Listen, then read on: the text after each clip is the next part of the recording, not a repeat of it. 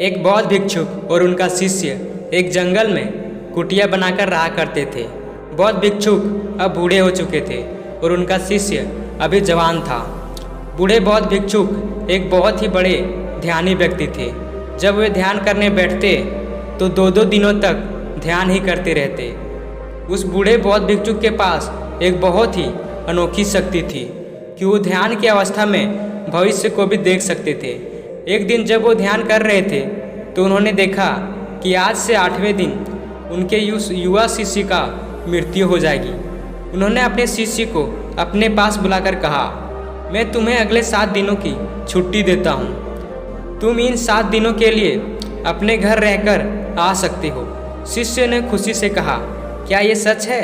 गुरुवर ने कहा, हाँ, मेरा पिछले कई दिनों से घर वालों से मिलने का मन भी कर रहा था। शिष्य ने मुस्कुराते हुए कहा। गुरु ने कहा, ठीक है, अब तुम जा सकते हो, लेकिन याद रहे 8वें दिन की शाम होने से पहले तुम्हें यहाँ वापस पहुँचना है। शिष्य ने हाँ में सर हिलाते हुए कहा, ठीक है गुरुवर, मैं पहुँच जाऊँगा, लेकिन आप अपना ख्याल रखिएगा। अब आप बूढ़े हो चुके हैं, इसलिए आश्रम का कोई भी काम हो उसे मेरे लिए छोड़ देना। मैं वापस आते ही उसे कर दूंगा।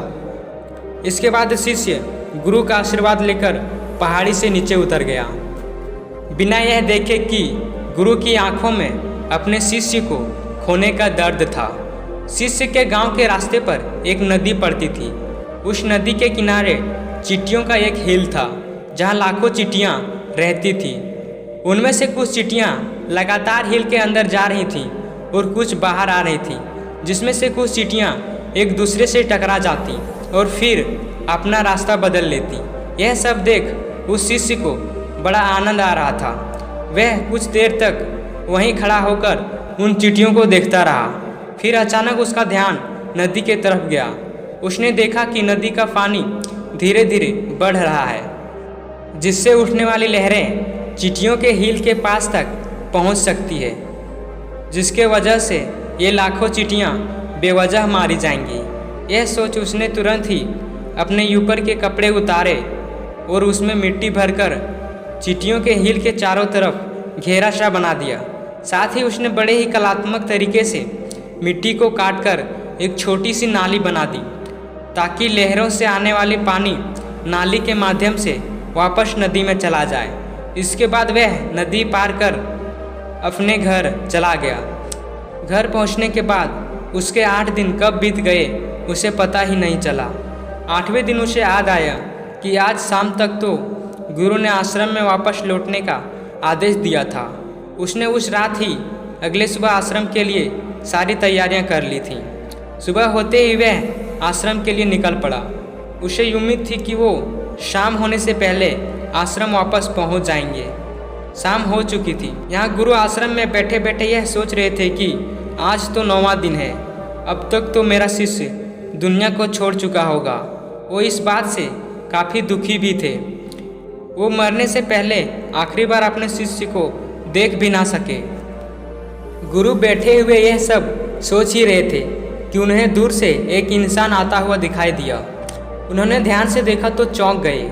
अरे, ये तो मेरा शिष्य है। गुरु ने दौड़कर शिष्य को गले से लगा लिया, लेकिन वो इस बात से अचंभित भी थे कि 8 दिन बीत जाने के बाद भी अब तक वो शिष्य जिंदा कैसे है।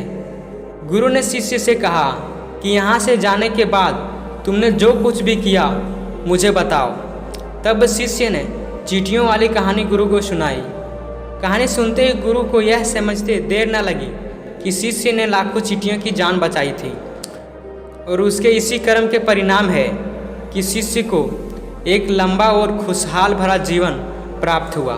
कहानी सुनने के बाद गुरु के मुंह से अनायास ही निकल गया कि कर्मा लौटकर जरूर आते हैं। शिष्य को इस गुरु की इस बात का मतलब समझ नहीं आया, लेकिन उसने पूछा भी नहीं और चुपचाप अपने आश्रम के कामों में लग गया।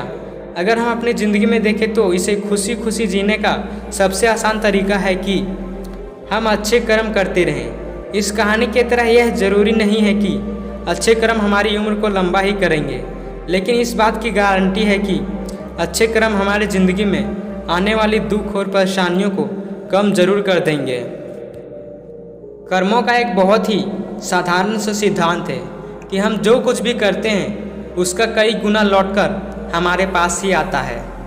फिर चाहे वो अच्छे कर्म हो या बुरे, दोनों ही कई गुना होकर हमारे पास आते हैं। अच्छे कर्म करने के लिए ये ज़रूरी नहीं है कि हमारे पास पैसा ही होना चाहिए, और ना ही सिर्फ किसी की जान बचाना ही अच्छा कर्म कहलाता है। किसी असहाय की छोटी सी मदद करना भी अच्छा कर्म है। किसी डिमोटिवेटेड इंसान को मोटिवेट करना भी अच्छा कर्म है। किसी दुख भरे इंसान को सांत्वना देना भी अच्छा कर्म है। कुल मिलाकर अगर हम किसी भी तरीके से किसी के दुख को कम कर पाएँ तो वो एक अच्छा कर्म है। और जैसे गलत कर्म करने से हमें बुरा लगता है और दुख भी होता है, ठीक इसी तरह अच्छे कर्म करने से हमें सुख की अनुभूति होती है। इसलिए अगर हम अपनी ज़िंदगी में खुश रहना चाहते हैं तो हमें आज से ही दूसरों के दुख दर्दों को कम करने की कोशिश शुरू कर देनी चाहिए, और हम देखेंगे कि हमारी लाइफ अपने आप ही खुशियों से भर जाएगी। आशा करते हैं कि आपको इस वीडियो से कुछ सीखने को मिला होगा। धन्यवाद।